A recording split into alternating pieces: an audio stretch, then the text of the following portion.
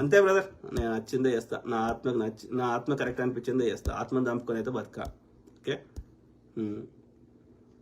చదవరా నువ్వు అట్లాంటి 1000 బూతులు మాట్లాడినా చదవ. సంపత్ అడుముల్లా అని అన్నావు కదా, డోంట్ వేస్ట్ యువర్ టైం.